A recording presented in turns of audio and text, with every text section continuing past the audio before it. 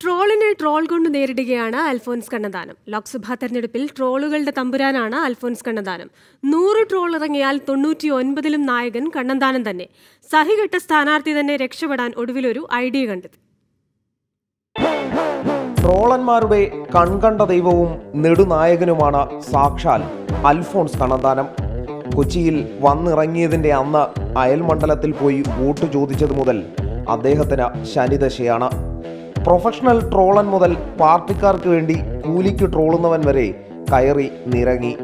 ഒടുവിൽ സാഹികെട്ട് പൊട്ടിത്തെറിക്കുക പോലും ചെയ്തു. അൽഫോൻസ് കണ്ണന്താനം ഇതാ മണ്ഡലം മാറി വോട്ട് ചോദിച്ചു. അൽഫോൻസ് കണ്ണന്താനം ഗൂഗിൾ മാപ്പും വെച്ചോണ്ടാ വരുന്നത്.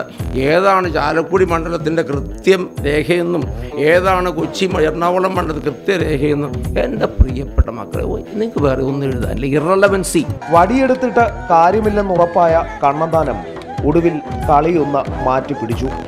ശ്രീനിവാസൻ ഒരു സിനിമയിൽ മോഹൻലാലിനോട് പറയും പോലെ ട്രോളിക്കോ, എത്ര വേണേലും ട്രോളിക്കോ എന്നതായി പുതിയ ലൈൻ.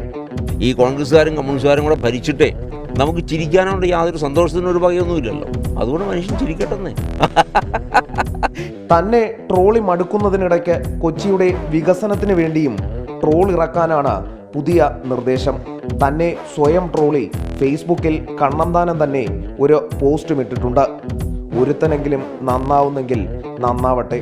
കർത്താവ് മകനിലൂടെ കർത്താവ് സംസാരിച്ച ഓരോ വാക്കും ഈ മകന്റെ ജീവനായി തീരട്ടെ.